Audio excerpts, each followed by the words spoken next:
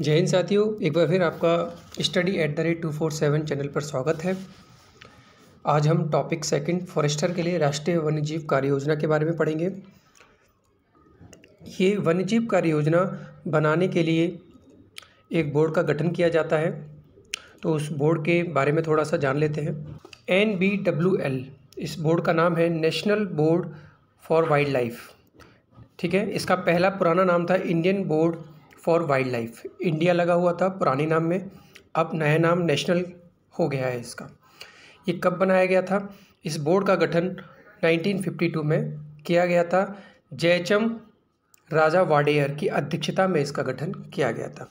ये एक apex body होती है, यानी हायरली बॉडी होती है, और ये सजेस्ट करती है आपका, यानी ये जो बॉडी है ये सजेस्ट करती है, एक सलाहकार बॉडी है, और इसकी जो सलाहकार जो सलाह देती है वो केंद्र सरकार के पास जाता है। केंद्र सरकार उसको लागू करती है या नहीं करती, ये उसका मैटर होता है।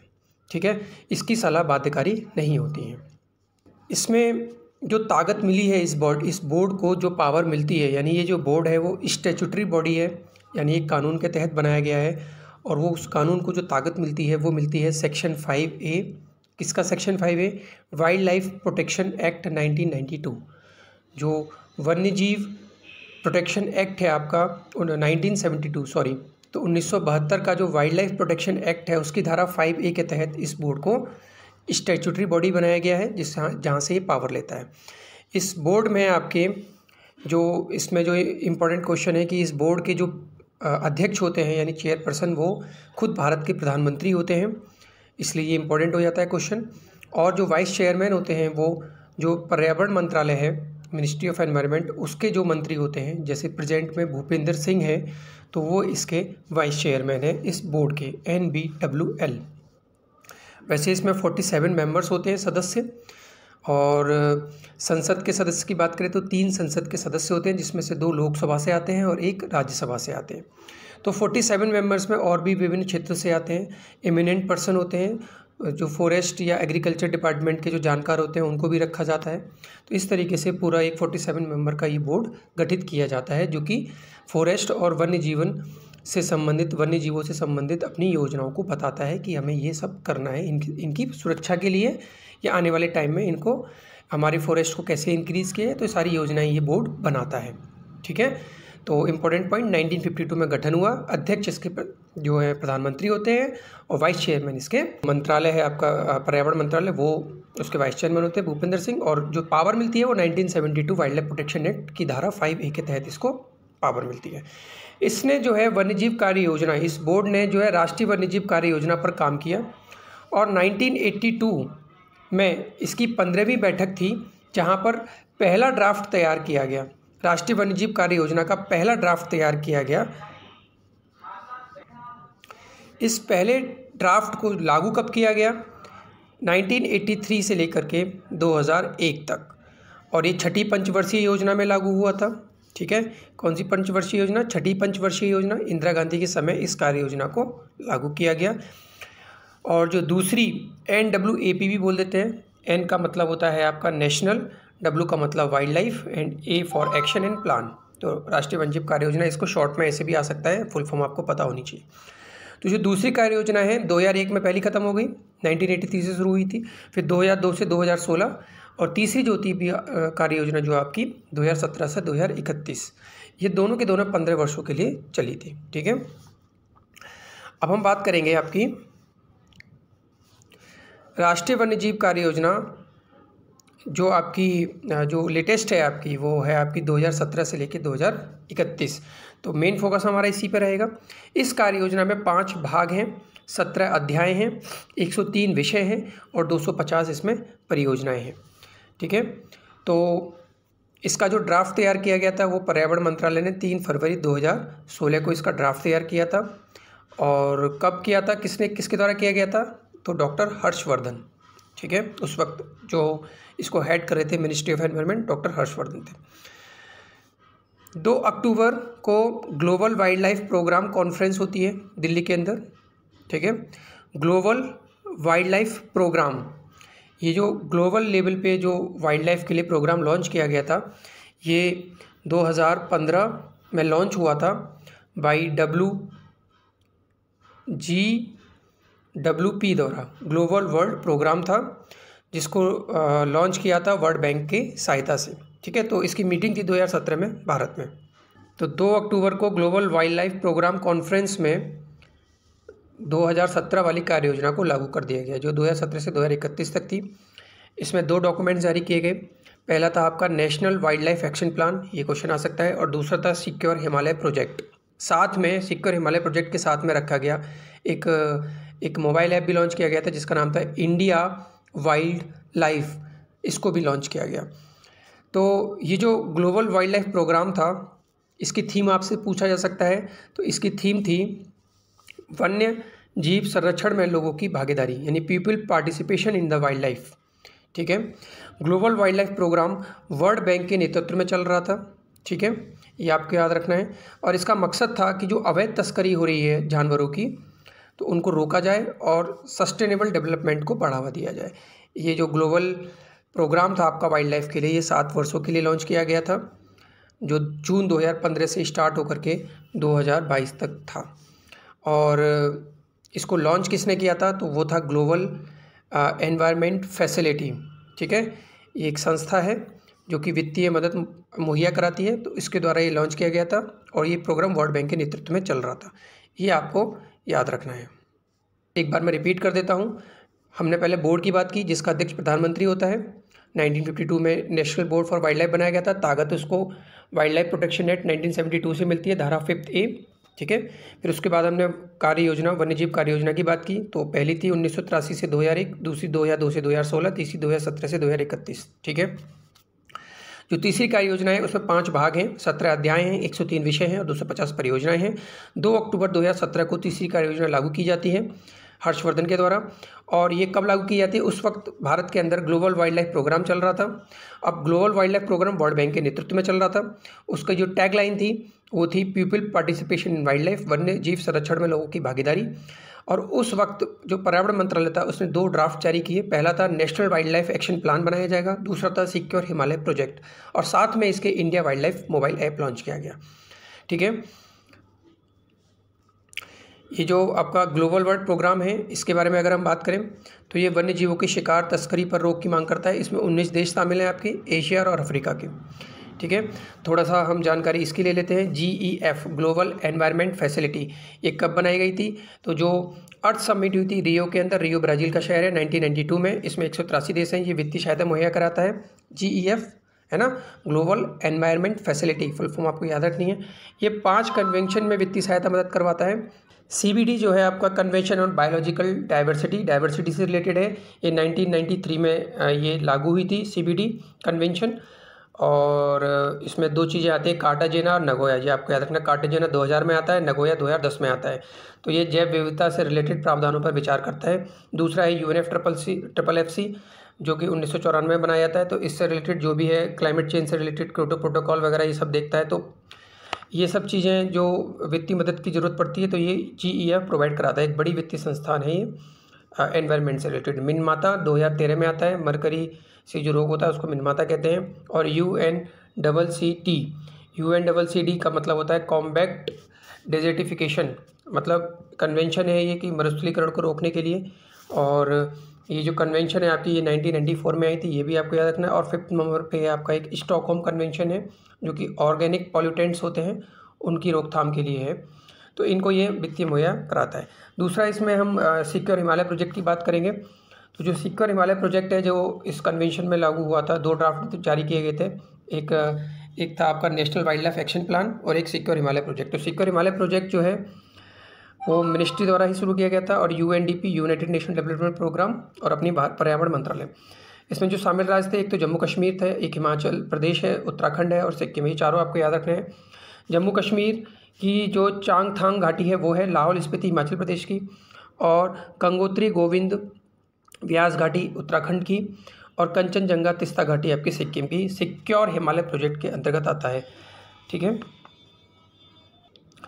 अच्छा, एक नोट और है आपके लिए कि जो महाराष्ट्र है वो देश का पहला ऐसा राज्य है जिसकी अपनी वन्यजीव कार्य योजना है। ये जो हम पढ़ रहे हैं ये नेशनल लेवल पे पढ़ रहे हैं, लेकिन एक राज्य ने भी अपनी कार्य योजना तैयार की है वन्यजीव के लिए।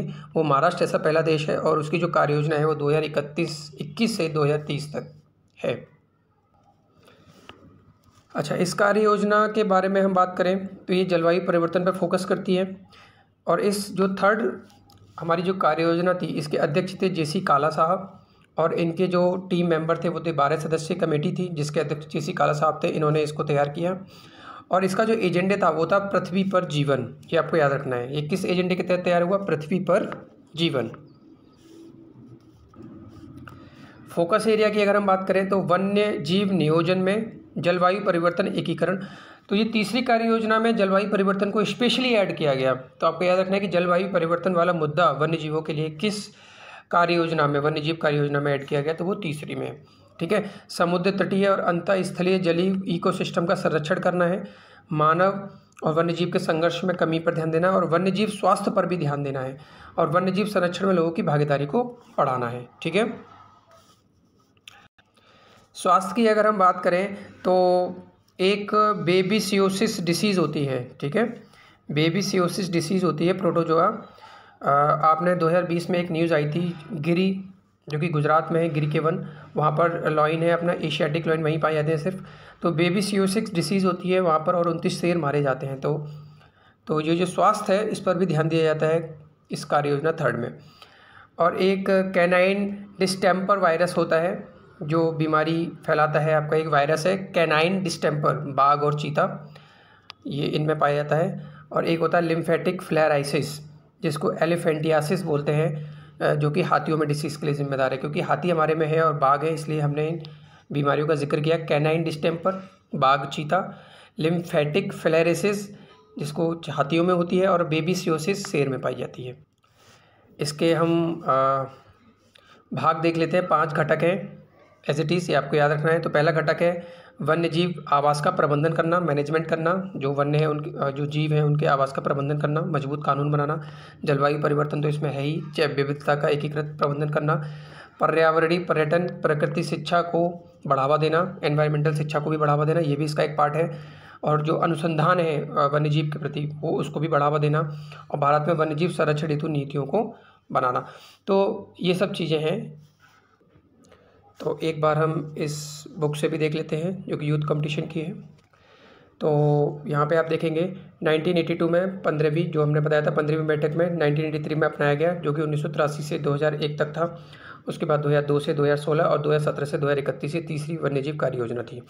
ठीक है, इसमें जो इम्पोर्टेंट तथ्य हैं आपके, जैसे कि आप देखेंगे कि इसमें 5 भाग हैं आपके, जो मैंने जैसा कि आपको बताया था, है ना। NWAP थर्ड में 5 भाग हैं, 17 विषय हैं, 103 संरक्षण कार्य हैं, 250 परियोजना, ये आपको याद रखना है। तीसरी कार्य योजना में जलवायु परिवर्तन पर स्पेशल ध्यान दिया गया है, तटीय और सामुद्रिक पारिस्थितिकी तंत्र का संरक्षण, मानव वन्यजीव संघर्ष। तो ये सारी चीज़ें वही हैं इस बुक में। 2001 जो सेकेंड आपकी कार्य योजना थी, जो कि 2002 से 2016 में लाई गई थी, तो इसमें भी मेन पॉइंट यही था कि पहले प्रबंधन का ध्यान करना है, जो वन्यजीव जहाँ रहते हैं उनका मैनेजमेंट करना है आवास का, और जो संकटग्रस्त मतलब जो वन्यजीव तेज़ी से घट रहे हैं तो उनके आवासों को संरक्षण देना, अवैध शिकार को रोकना, लोगों की भागीदारी बढ़ाना, है ना, पर्यटन को बढ़ाना, अंतर्राष्ट्रीय सम्मेलन में वन्यजीवों की रक्षा और वित्तीय प्रभाव को बढ़ाना। तो ये सारी चीज़ें थी। 2017 को एक निगाह से फिर देख लेते हैं। 2017 से 31 तीसरी वन योजना, जेसी काला की अध्यक्षता, 12 लोग, 2 अक्टूबर 2017 को लागू, 15 वर्षीय अवधि, और जलवायु परिवर्तन मेन मुद्दा, और मानव पशु संघर्ष इसमें मेन मुद्दा था। फिर से वही जो हमने बताए थे, इसके घटक 5 घटक हैं इसके, है ना, ये भी आपको याद रखना है। कितने घटक हैं? 5 घटक हैं। तो आवास को प्रबंधन करना, फिर से मैं रिपीट कर देता हूँ, जलवायु परिवर्तन ये तीसरी कार्य योजना है आपकी। टूरिज्म को बढ़ावा देना, शिक्षा को बढ़ावा देना, अनुसंधान को बढ़ावा देना, ये मोटे मोटे पॉइंट आपको याद रखने हैं। और संरक्षण के लिए नीतियों को बढ़ावा देना, है ना, ये आपको याद रखना है। अब इससे रिलेटेड हम कुछ क्वेश्चंस कर लेते हैं। जैसे भारत प्रथम राष्ट्रीय वन्यजीव योजना का ड्राफ्ट कब तैयार हुआ? देखो इसमें ड्राफ्ट है आपका।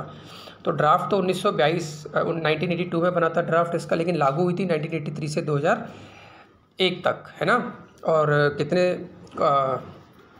कौन सी बैठक थी? 15वीं बैठक थी ये इसकी। ठीक है, ये आपको याद रखना है। दूसरा है प्रथम राष्ट्रीय वन्यजीव कार्य योजना को कब अपनाया गया, तो अपनाया कब गया था, 1983 में अपनाया गया था, 1983 से लेकर के 2001 तक। प्रथम राष्ट्रीय वन्यजीव कार्य योजना को किस संक्षिप्त नाम से जाना जाता है, तो आप वन लगा दीजिए, प्रथम है तो वन, NWAP है ना, national wildlife action plan. तीसरा क्वेश्चन है प्रथम राष्ट्रीय वन्यजीव कार्य योजना की समय अवधि क्या है, प्रथम की पूछ रहा है तो 1983 से 2001। ठीक है। राष्ट्रीय वन्यजीव का मुख्य उद्देश्य क्या है, राष्ट्रीय वन्यजीव कार्य योजना का जो मुख्य उद्देश्य है वो क्या है आपका, वन्यजीव एवं जैव विविधता का संरक्षण करना है। ठीक है, संरक्षित और आरक्षित वर्गों में विभक्त करना ये तो राष्ट्रीय नीति का काम है, राष्ट्रीय वन नीति का काम है, इसका काम नहीं है। तो इसका राइट आंसर क्या हो जाएगा, डी हो जाएगा। द्वितीय वन्यजीव कार्य योजना अभी हमने पढ़ी थी, 2002 से 2016 तक रही है। राष्ट्रीय वन्यजीव कार्य योजना 2 का क्रियान्वयन किस मंत्रालय के अंतर्गत होता है, तो पर्यावरण वन मंत्रालय होता है। अध्यक्ष कौन होते हैं, अच्छा ये तो कार्य योजना है, लेकिन जो बोर्ड होता है उसके अध्यक्ष कौन होते हैं, प्रधानमंत्री होते हैं। वर्तमान में कौन सी राष्ट्रीय वन्यजीव कार्य योजना चल रही है, ये तीसरी चल रही थी। कब से कब तक है, 2017 से लेकर 2031 तक। ठीक है। ग्लोबल वाइल्ड लाइफ प्रोग्राम, इसको भी देख लेते हैं। ग्लोबल वाइल्ड लाइफ प्रोग्राम का संबंध किससे है, तो global wild life program WEF world bank के नेतृत्व में चलाया गया था। इसको वित्त कौन प्रोवाइड कराया था, WEF, हमने अभी डिटेल में पढ़ा था।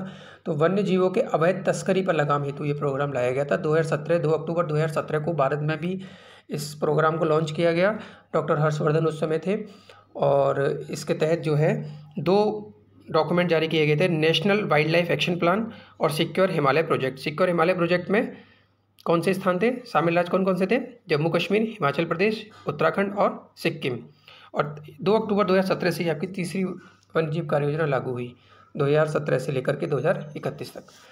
ग्लोबल वाइल्ड लाइफ प्रोग्राम कितने वर्षों के लिए चला, ये ग्लोबल वाइल्ड लाइफ प्रोग्राम ये तो 7 वर्षों के लिए था। और कब से कब तक था, 2015 से लेकर के 2022 तक। ठीक है।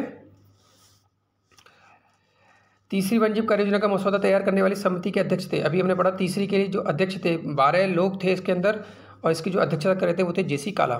JC काला समिति में कितने लोग थे, 12 लोग थे। देखिए 4 पार्ट है, ये क्वेश्चन ये था आपका, नेशनल यानी राष्ट्रीय वन्यजीव कार्य योजना 3rd है, उसमें कौन सी विशेषता नहीं है, तो आप देखेंगे तटीय समुद्र और उनको संरक्षण देना, समुद्र तटीय को संरक्षण देना, ये तो था ही, उसमें विशेषता थी। वन्यजीव संरक्षण प्रक्रिया में निजी क्षेत्र की भागीदारी, निजी क्षेत्र की तो कोई बात ही नहीं करता, निजी क्षेत्र की बात करता है तो वो है जॉइंट फॉरेस्ट मैनेजमेंट, JFM, जो कि 1988 में लाया गया था राष्ट्रीय वन नीति के साथ और 1990 में लागू हुआ था। तो JFM में क्या क्या, ये एक योजना थी जिसमें कहा गया था कि भाई जो सरकार है, सरकार का जो फॉरेस्ट डिपार्टमेंट है और जो स्थानीय लोग हैं वो आपस में मिलकर के फॉरेस्ट को इंक्रीज़ करेंगे और उसको संरक्षित करेंगे। तो यहाँ पर ऐसी कोई बात नहीं कही गई थी, तो ये बी आंसर इसका हो जाएगा, यानी ये गलत है। बाकी जलवायु परिवर्तन पर बात हुई है और मानव संघर्ष पर बात हुई है, मानव संघर्ष को रोकना है, वन्यजीव और मानव संघर्ष, वन्यजीव और मानव के बीच में संघर्ष है उसको रोकना है। तृतीय राष्ट्रीय वन्यजीव कार्य योजना में कितने क्षेत्रों को रेखांकित किया गया है, तो इसमें कितने क्षेत्र हैं, इसमें 17 क्षेत्रों को रेखांकित किया गया है। तो हमने बताया था 5 भाग हैं, 17 अध्याय हैं, 103 विषय है और 250 परियोजनाएं हैं। लास्ट क्वेश्चन है, वन्यजीव कार्य योजना के मुख्य उद्देश्य नहीं है, कौन सा नहीं है इसमें, तो यह योजना आनुवांशिक विविधता और सतत विकास पर केंद्रित है, बिल्कुल। पहली बार वन्यजीव प्रबंधन को जलवायु परिवर्तन के साथ जोड़ा गया, बिल्कुल सही बात है। 5 घटक और 17 थीम है, यानी 17 अध्याय हैं, बिल्कुल सही बात है। और मानव पशु संघर्ष पर ध्यान नहीं दिया गया है, बिल्कुल गलत, दिया गया है। तो इसका राइट आंसर क्या हो जाएगा, डी पार्ट। दोस्तों आशा करता हूँ ये वीडियो आप लोगों को अच्छा लगा होगा। अब नेक्स्ट वीडियो हमारा टॉपिक 3 पर रहेगा, नेशनल, जो हमारे नेशनल फॉरेस्ट है उनकी हम बात करेंगे नेक्स्ट वीडियो में। धन्यवाद।